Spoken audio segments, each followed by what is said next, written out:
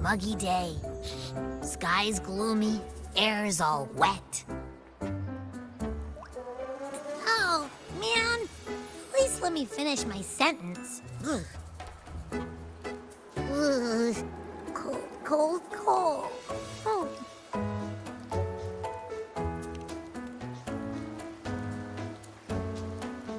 All right. I'm famished. We barely had a bite sprinting all the way here from Raguna. Whoa! Pinch me! This is a feast and a half!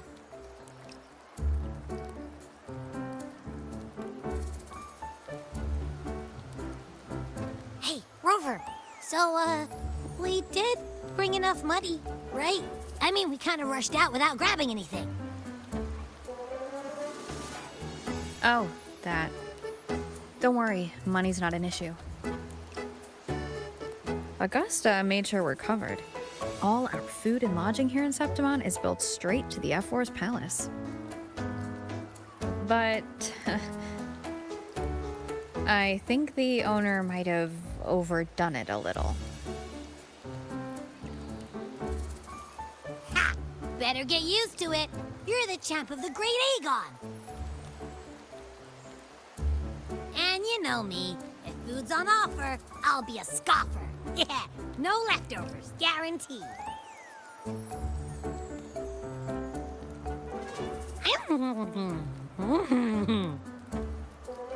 Free stay, free meal. The Zephyr really knows how to treat guests. Maybe we should, you know, hang around a bit longer.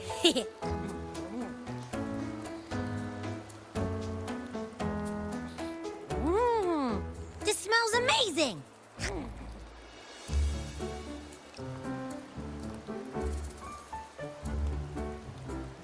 Abby, what do you think Imperator wants me to find?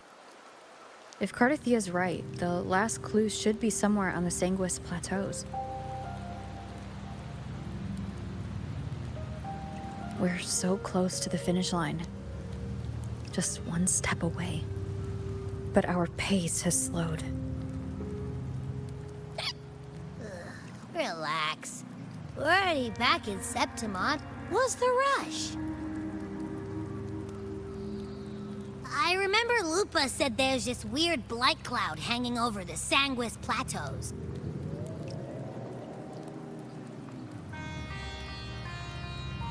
And when the high tide, or whatever, rolls around, all the gladiators go there to hunt tacit discords. Wait, is the high tide coming up soon? The Aphor's invite did say something about a big hunt. Huh, that reminds me. Aren't we supposed to meet her today?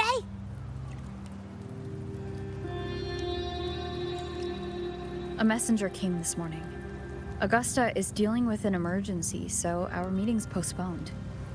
Looks like it'll be a while. An unexpected change. It's throwing everything off course. I don't like the feel of it. And why me for this hunt?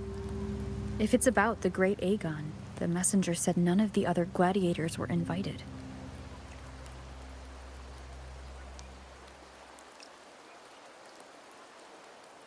Who knows? Maybe she just wants to test her strength against you. Typical Septimontian, right? You think so? I've only met her a few times, but I doubt she acts on such simple impulses. And as the F4, can she really thoughtlessly do whatever she wants? Guessed from afar, you possess eyes as clear as crystal. But what troubles you so that eyes once bright as the highland sky now darken with rolling clouds?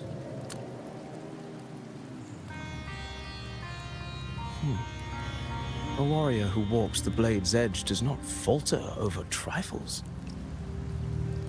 The clouds, if I may guess, are cast from the throne.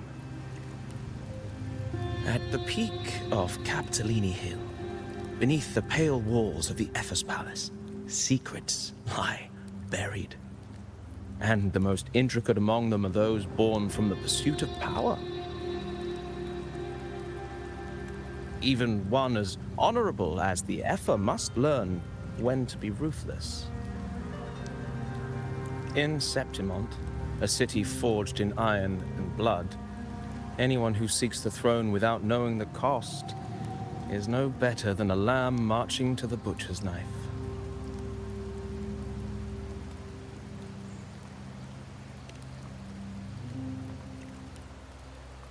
I am Nestor, a traveling poet.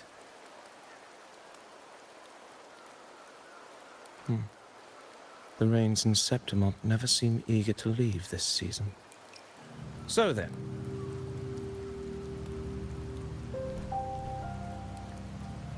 if you are curious about the effort, then allow me to say that nothing would honor me more than to offer even a modest service to the champion of the great Aegon. Wait, how do you know she's the champion? And all that stuff about the F4, too. Oh, your eyes. Were we talking too loud? To see and to hear are but two of the many ways to perceive. Trusting the senses is a habit, a natural expedience, but not the only option. Truth be told, I've been gathering inspiration for my next epic, and its protagonist is none other than Augusta, the Epher of Septimont. That's why I speak of her with some familiarity. I have a feeling your tale with her will soon be written. And knowing more about those who walk alongside you is rarely without its benefits.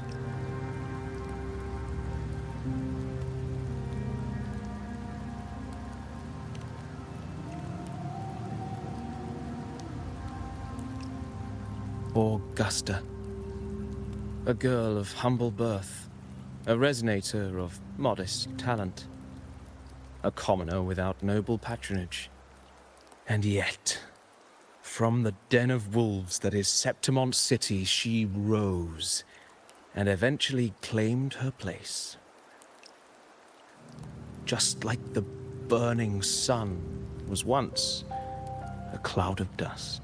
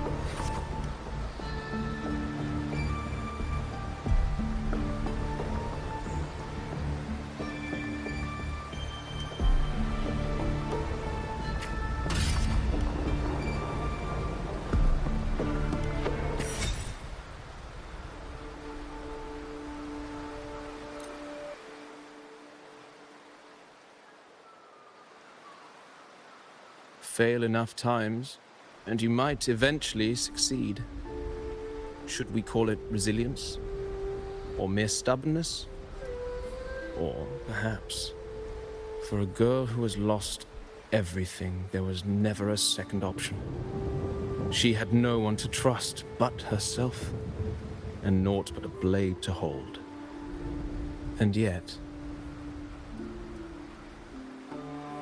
as the first stanza of an epic, this is nothing extraordinary. Since the Lament, across the scorched lands of Solaris, I've heard this story repeat itself, again and again. Greatness. Yes, our era has certainly seen it. But true greatness is never found on the first page of a story. Courage, glory, and honor. Such immortal virtues have been etched in tablet and stone. They are never forged overnight. Light as a thread, elusive as the wind, they weave themselves into every twist of fate, tangling with every insignificant choice we make.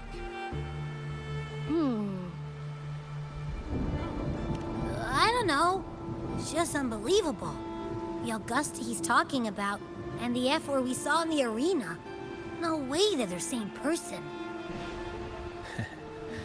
A girl far from home, arriving in the city upon Capitolini Hill in pursuit of strength. No title, no status, no wealth. I doubt anyone at the time could have imagined her rising to where she is now. Do you mean Cato? Do you believe Cato handed her that final victory on purpose, and that his scathing words were a test of her resolve? Then Cato must have been an idealist to place his faith in a girl with nothing to her name. Now, why don't we keep this question in mind and see where the story leads us?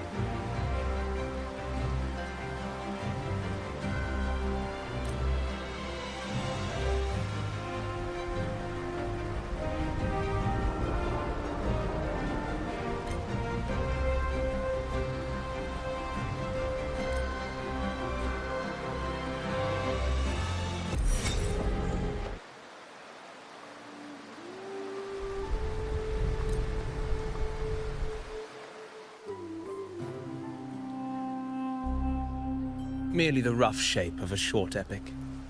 This is all I can offer about the F4.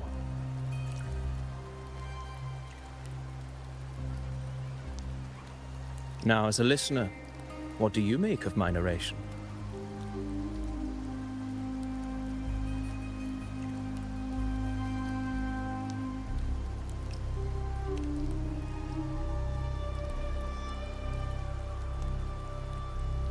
I appreciate your kind words, my generous listener.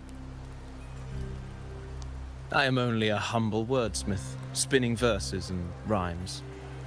The essence of poetry is granted by those who dare defy their fate. But there is one thing I must confess. Through my words, your knowledge of the F4 is partial, at best. Poetry can only offer a glimpse of the true story, the reality of people, events, and things slips beyond the grasp of words. I do not belong in the pages of the epic, so I remain confined to the observer's gaze. I can imagine events and emotions unfold, but I cannot truly recreate them.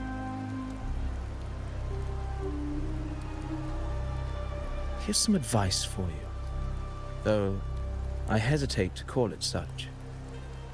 If you want the truth of a story, step into it. Become part of it. The opportunity stands before you now. As I've said, the tale between you and Augusta, the hero of Septimont, is only now turning its next page.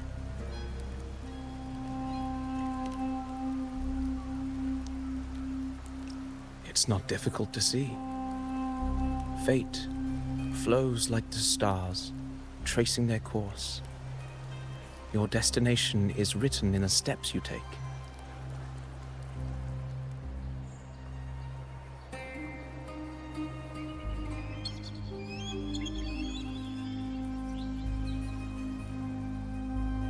The rain is passing. I hear it ceasing its symphony upon the earth. It is time for farewells.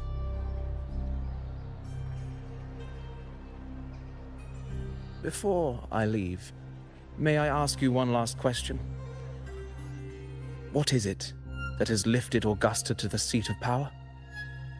What is it that makes a ruler?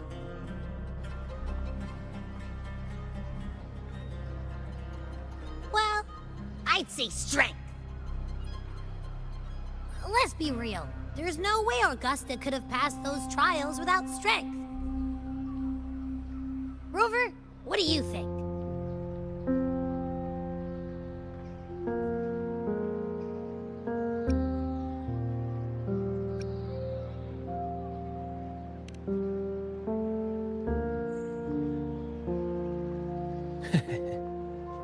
You needn't rush to answer now.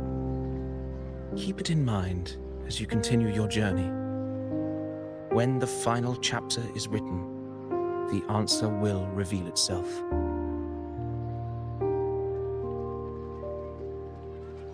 Farewell, my friend. Our paths crossed by fate and by chance. Soon, after this brief encounter, everything about me will be gone with the wind.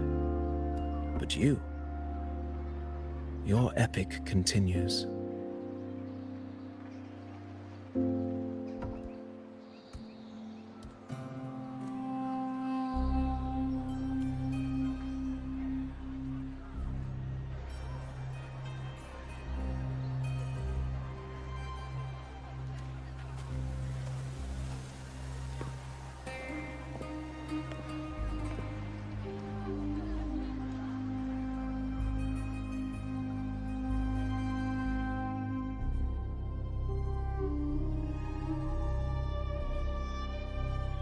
Your Excellency, you have indulged her too much.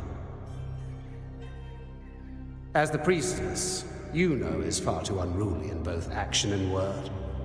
It's a disgrace to her title.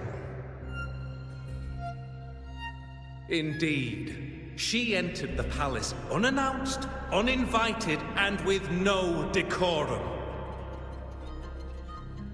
A blatant affront to the authority of the palace. Same as always. Senators, all she crossed was a doorway. One too insignificant to carry the weight of our authority, or defend anyone's fragile pride. Let us not forget, it is not the walls of Capitolini Hill that command fear. It is my will, my sword, and our relentless conquest. I know your fear. You fear a priestess's voice drowning yours, and a rebel challenging the Senate's rules. But listen well. Power does not bow to sycophants, cowering behind their traditions. If you seek power, then step from the shadows. Face me, and prove yourself worthy.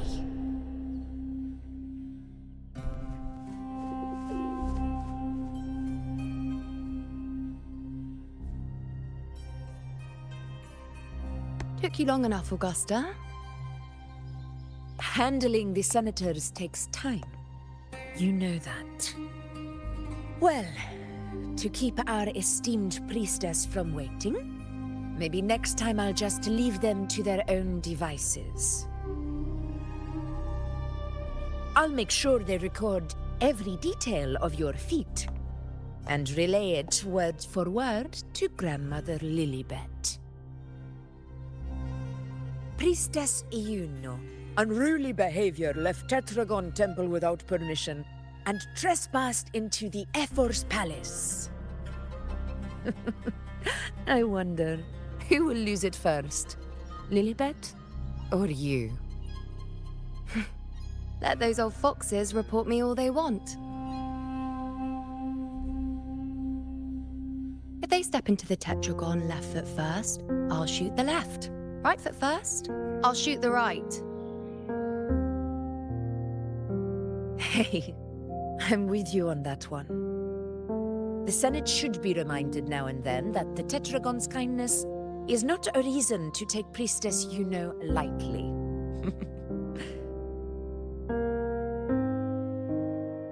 Why didn't you wait there?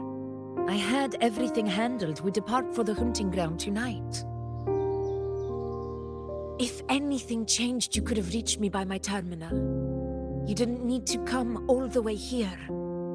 I want you free of duty until that day arrives. You're overthinking it, Augusta. I'm here to see that person. Grandmother Lilibet said her fate is one of unknowable void. Sounds intriguing enough to make time for.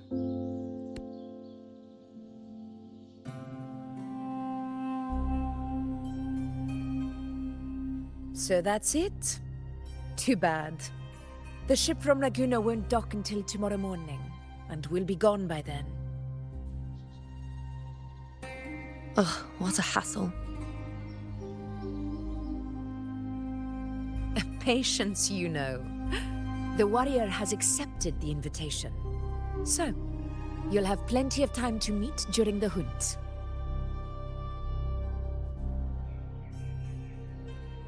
Is there something else you want to say? I read Grandma Lilibet's Book of Prophecies.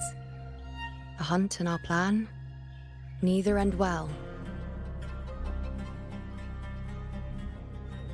Are you sure we should go through with this? Risk does not trouble me. Peril simply requires greater strength. But really, when did you start caring about the temple's traditions?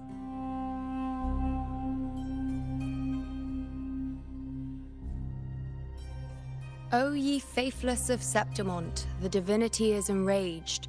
Should your ruler defy their will again, doom shall be your fate.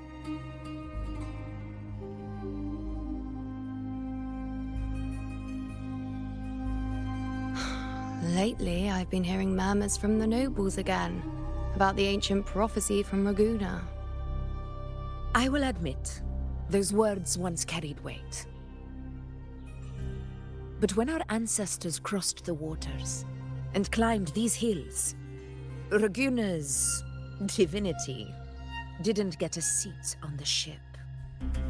And the priestesses all said the prophecy was incomplete. Only the hero of heroes, wielding extraordinary power, risen from the dark tides, shall bring eternity to Septimont. Then shall the waters quiet, the tempest still, and glory return with the blood of the old king. Do not forget, this is the other half of the prophecy. Fabius, Attilius, Valeria, one after another, these heroes have saved Septimont from the brink of ruin. As long as a hero stands, no disaster can break this eternal city. What if this time is different? What if ruin is our fate? Then I will sever that fate with my blade.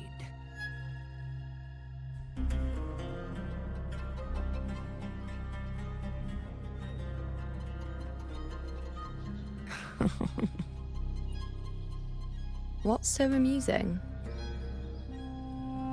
So, the fearless priestess Iuno can be frightened after all. But it's fine. If you're afraid, don't push yourself. I can handle this alone.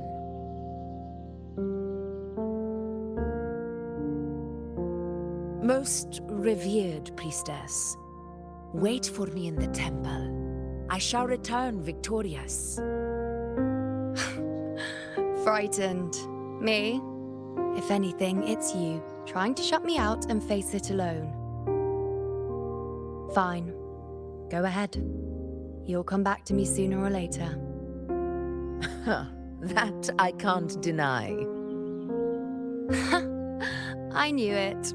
So you do need me for this hunt.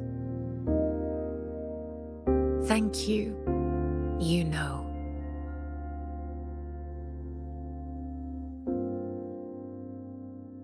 Why are you saying this?